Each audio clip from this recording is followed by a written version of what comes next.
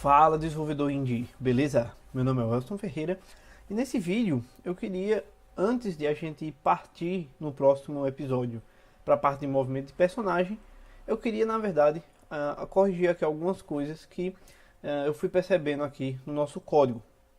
Então, mas antes disso, antes de entrar na parte dessas correções, eu queria mostrar aqui um plugin, né? Que para abrir esse painel que eu estou abrindo aqui, eu aperto Ctrl, Alt e S. Ele vai abrir as configurações, né? Os settings. E se perceber aqui, eu tenho um plugin que eu instalei, que é esse aqui, ó, libgdx Inspections. Para adicionar ele, basta eu clicar aqui e procurar aqui, ó, libgdx. Ele vai aparecer aqui, eu clico aqui em instalar. Aqui não vai estar aparecendo porque ele já vai estar instalado. E ele adiciona algumas funcionalidades para a nossa IDE, né, para o Android Studio, relacionado ao libgdx. Então, por exemplo, ele adiciona aqui na parte de sintaxe, para poder destacar algumas coisas relacionadas à estrutura, por exemplo, para a fonte, ou simplesmente para a parte de skin. Também ele adiciona algumas coisas relacionadas a completar código, certo? É bem interessante isso aqui. Ele adiciona diversas funcionalidades, por exemplo, é possível ele dar um preview no que está sendo renderizado quando eu estou usando o Drawables. Isso aqui eu ainda não cheguei a mostrar aqui. Ou, por exemplo, textura também. Então, por exemplo, eu vou abrir aqui a classe Color do libgdx. Então é essa aqui. Se perceber, vou abrir aqui o source. Ele adiciona aqui um preview de cor. Tá vendo? Então, por exemplo, aqui é o branco, por exemplo, ele adiciona aqui branco. Aqui é o azul, ele adiciona um azul aqui para poder a gente conseguir ver. Então, esse é um exemplo de funcionalidade que ele adiciona. Além disso, como eu falei, ele adiciona algumas coisas relacionadas a skins, relacionado ao Atlas, que são arquivos que definem texturas ou conjunto de texturas, tanto para interface quanto, por exemplo, eu posso usar no Sprite ou alguma coisa nesse estilo. Então, esse é um plugin bem interessante.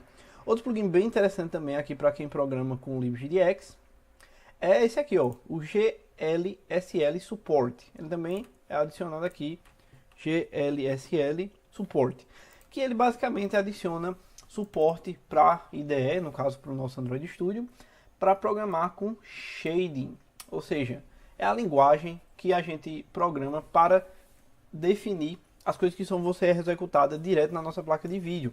Isso é uma coisa que a gente vai usar também aqui no nosso jogo. É bem interessante, que é uma linguagem bem parecida com C, só que ela define algumas coisas relacionadas a vetores, matrizes, enfim, depois a gente vai estar abordando aqui um pouco mais para frente, mas eu recomendo também você instalar essa extensão.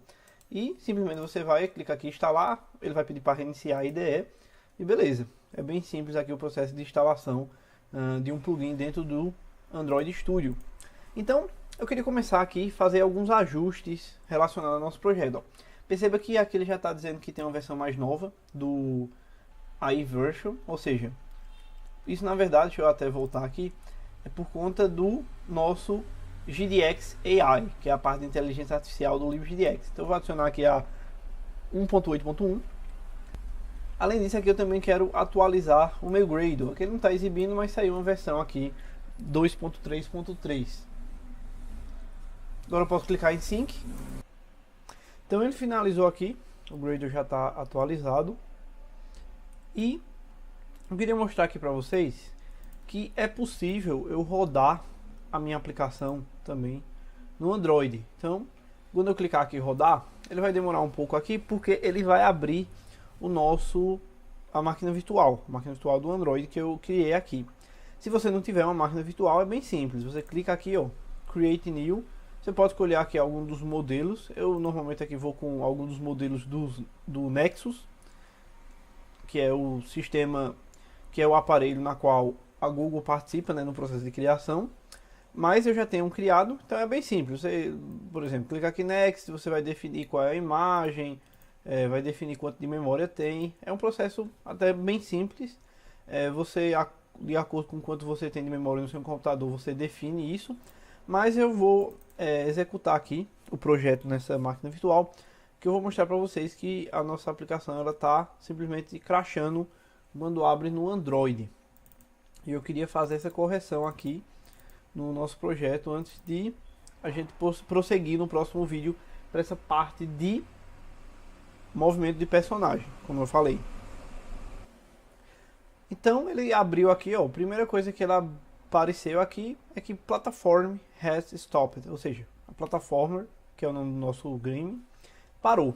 Então está acontecendo pelo seguinte problema: se eu abrir aqui o meu screen, aliás, o meu world, e vir aqui, esse entity tracker que abre, ele na verdade só deve ocorrer quando a gente está na plataforma do desktop.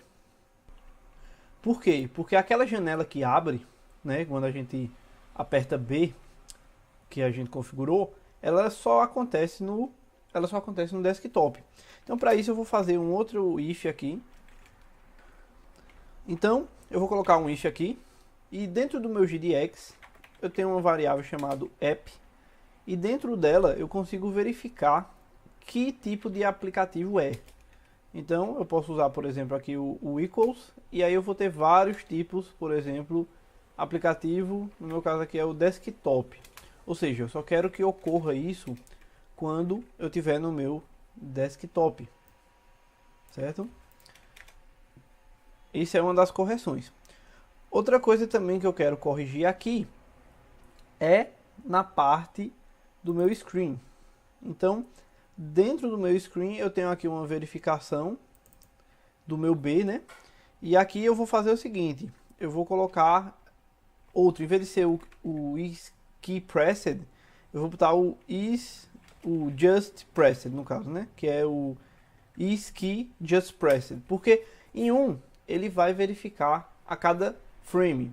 Nesse outro ele faz o seguinte: na hora que eu pressiono, se eu tiver pressionado nos frames seguintes, ele não considera mais, ele só considera no primeiro frame. Então é para evitar o processo de repetição, que eu percebi que quando eu pressionava B, se eu tivesse na mesma janela, ele ficava tentando abrir e fechar rapidamente a nossa janela de debug. Outra coisa que eu também vou fazer aqui é verificar se a plataforma que a gente está desenvolvendo é o desktop, porque isso também só deve acontecer aqui no meu desktop. Então, beleza. Alinhar aqui.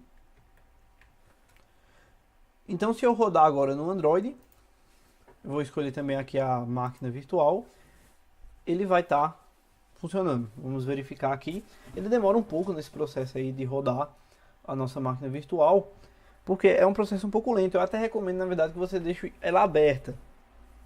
Outra coisa também aqui é que eu vou rotacionar, né, a tela para ela ficar sempre nesse formato. Eu vou verificar se vai ficar de cabeça para baixo ou não aqui.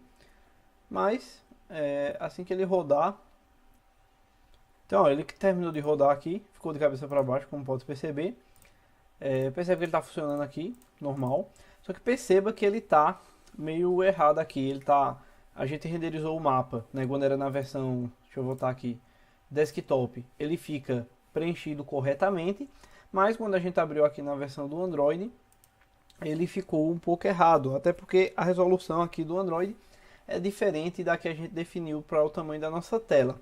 Então agora eu queria corrigir esse problema também, para poder ficar uniforme. Então da mesma forma que vai rodar no Android, ele vai rodar também no desktop. Então para corrigir isso aqui, eu vou vir simplesmente aqui na minha classe Platform Gamer e vou definir aqui duas variáveis, no caso, para armazenar o meu comprimento da tela e a minha altura. Ficou errado, é assim na verdade. E o outro é minha largura, minha altura no caso. Um é minha largura e a minha altura, que é 720. Inclusive, se eu voltar aqui no desktop e aqui eu vou usar essa variável, né? Então no Platform Game eu tenho essas duas variáveis que eu acabei de criar. Vou mudar aqui. Beleza. E agora aqui basicamente eu vou definir no meu game screen algumas coisas. Primeira coisa que eu vou fazer aqui é eliminar essa viewport, porque dessa forma ele acaba modificando o tamanho. Eu não quero mais utilizá-la. Então, se eu eliminar a viewport, ele vai ter que eliminar aqui também do screen resize. O que eu quero manter, na verdade, eu não quero alterar as proporções da minha tela, né, no caso do que a minha câmera está exibindo. Então, basicamente, eu só preciso definir aqui esses tamanhos. Então, aqui eu vou vir em Platform Game e passar aqui o meu Screen Width e o Height também.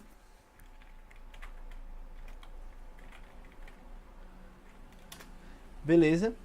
E eu preciso passar aqui também no meu Set Ortho.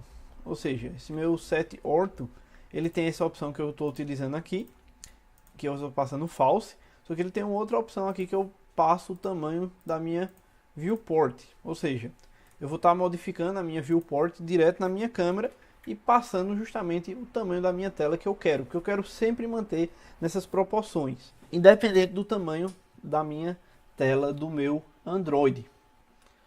Então, para isso eu vou rodar aqui novamente a nossa aplicação dentro do Android. Se tiver aberto, ele vai rodar mais rápido, ele não vai precisar abrir, como ele fez da outra vez. E beleza, ó, perceba que ele já corrigiu aqui, manteve as proporções.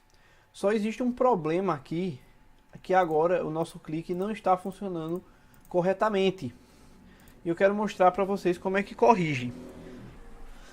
Isso aconteceu, na verdade, porque a gente mudou a referência da nossa tela. Se a gente perceber aqui, ó, dentro do nosso processo daqui do input, a gente utiliza o nosso get width do nosso graphics. E a resolução pode ser diferente de acordo com o nosso tamanho de tela. Então, para resolver isso, existe uma função que é do próprio LibGDX, mas para isso eu vou criar aqui um vetor final, que a gente vai estar utilizando ele para armazenar uns valores temporariamente. Ele tem que ser do vetor 3, porque a minha câmera ela trabalha no vetor 3, ou seja, com 3 coordenadas, é como se fosse um vetor 3D. Só que a gente só vai, na verdade, estar utilizando 2 dimensões. Então, essa aqui vai ser uma variável que a gente vai usar para armazenar a nossa coordenada que a gente pressiona. Então, na hora que ele é pressionado, ele simplesmente define aqui o nosso screen X, né? O nosso posição X que a gente clica. Ou seja, eu estou definindo as coordenadas para esse meu vetor. E com isso eu posso utilizar a minha câmera para saber onde é que ele está clicando na minha tela de fato. E existe um método chamado aqui, ó, um project, e aí eu vou passar a minha screen coordinate, ou seja, minha coordenada na minha tela, e perceba que esse project, ele vai chamar esse project aqui, e ele simplesmente vai alterar os valores de x, y e z dessa minha própria coordenada. Então esse valor aqui ele vai ser alterado. Agora, se eu utilizar aqui, no caso pegando o x e pegando o y, ele já vai estar, no caso, nas minhas coordenadas corretas. Então eu vou executar aqui novamente para mostrar para vocês. Então agora, ó, quando eu clico, ele já vai estar na coordenada correta. Isso está acontecendo porque ele está fazendo, removendo, na verdade, a projeção, porque a câmera, na verdade, ele trabalha como uma projeção do nosso mundo. É o nosso mundo projetado na nossa câmera e vai simbolizar uma outra coordenada, de acordo com onde está posicionada a nossa câmera, rotação, enfim, é dessa forma que a gente trabalha, no caso, com a nossa câmera nos jogos. E com essa função, esse método, né, um project, ele na verdade está tirando a projeção para descobrir qual coordenada eu estou clicando. Então perceba que ele corrigiu aqui tranquilamente. Então, outra coisa que eu queria configurar aqui também relacionada ainda ao Android, perceba até que eu vou rodar aqui a aplicação desktop normal, você vai ver que vai estar funcionando da mesma forma. Na verdade, a gente fez um processo aqui de correção. Então, ó, perceba que o nosso desktop está funcionando da mesma forma, certo? Mas o que eu queria corrigir aqui relacionado ao Android, eu queria desabilitar duas coisas aqui que por padrão vem ativa. Se eu vim aqui, ó, abrir esse Application Configuration do Android, ó, duas coisas que ele vem ativa. O acelerômetro, então, acelerômetro a gente não vai estar utilizando por enquanto. Então, eu boto aqui como false. E a outra coisa que ele vem ativa aqui, ó, é o compasso. Ou seja, duas funcionalidades que por enquanto a gente não vai estar utilizando e ele vai ficar consumindo aí recurso do nosso Android, né, para fazer essa leitura, e a gente também não tem a precisão dessa funcionalidade, pelo menos por enquanto. Então, outra coisa que eu queria corrigir aqui para finalizar esse vídeo, que no próximo vídeo a gente vai estar trabalhando com movimento de personagem, né, com o teclado, pulando, a gente vai estar vendo como é que funciona isso. Mas o que eu queria corrigir aqui é na parte do nosso criador de entidades. Então, esse Entity Factory, a gente está utilizando aqui um método estático, só que eu quero modificar esse cara. Eu não quero mais trabalhar dessa forma. Eu quero, na verdade, retornar um inteiro aqui, certo? Outra coisa, eu vou criar de outra forma a entidade, eu não vou usar mais essa Create Entity, eu vou usar o Create, que ele retorna um inteiro. Ou seja, o que na verdade eu estou usando aqui, eu estou utilizando um método que trabalha nossas entidades com um número inteiro para representar. Mas para isso, a gente vai ter que mudar aqui o nosso método de adicionar componentes às nossas entidades também. Então, para isso, eu vou precisar parar de ser estático, porque eu vou fazer uma injeção de dependência. Vocês já vão estar vendo como é que funciona isso. Mas basicamente o que eu vou fazer aqui é adicionar os mappers. Lembra que lá no sistema a gente adicionou os mappers, esses caras aqui, ó. E eu vou adicionar aqui também no nosso Entity Factory, que ele vai servir para a gente criar os nossos componentes e adicionar a nossa entidade. Então eu vou adicionar aqui todos os mappers que a gente tem. Então é o mPlayer, no caso, que é o nosso componente de player, que a gente não está usando ainda até agora, mas no próximo vídeo a gente vai estar usando ele. Aí eu tenho aqui o meu RigidBody, que a gente criou no último vídeo para adicionar a gravidade. Eu tenho o nosso Sprite e o nosso Transformer. Então, basicamente, a gente vai estar adicionando aqui todos os nossos mappers para esse Entity Factory, porque o processo de criação aqui vai ser diferente. Então perceba que o mapper, ele está adicionando aqui, ele não está fazendo a injeção de dependência ainda, certo? Mas eu já estou fazendo essa injeção de dependência para vocês entenderem o que é. Só que o que eu vou dizer aqui é que o processo de criar, no caso, os nossos componentes mudou. Agora, por exemplo, se eu quiser adicionar esse mTransform, eu vou utilizar dessa forma. Existe um cara aqui que se chama Create, que eu passo o ID da minha entidade. E perceba que ele retorna um componente. Então, antes eu estava adicionando aqui, ó, usando o Edit. Agora, simplesmente, eu adiciono utilizando o ID da minha entidade. Certo? Então, eu vou mudar esses daqui. Eu vou chamar aqui também o Create e passar a minha entidade. Então, removo esse. Mesma coisa para o meu player. Também removo esse aqui. E mesma coisa para o meu RigidBody. Create. E eu passo aqui a minha entidade e eu removo esse. Ele trabalhando aqui com ID, ou seja, um inteiro para representar a minha entidade, ele é mais eficiente. Daquela outra forma a gente tinha um objeto que a gente tinha um custo maior, né, para processar esse tipo de coisa. Então, agora que ele já está definido dessa forma, já está criando a identidade, se eu for tentar executar aqui, ele vai dar um problema. Por quê? Porque esses mappers, eles não são inseridos aqui manualmente. Eu preciso de alguma forma que ele insira esses caras aqui. Ele vai ficar dando como nulo se eu tentar chamar o create. Se eu tiver no sistema, automaticamente o meu Artemis, ele já faz a injeção de dependência para esses daqui, certo?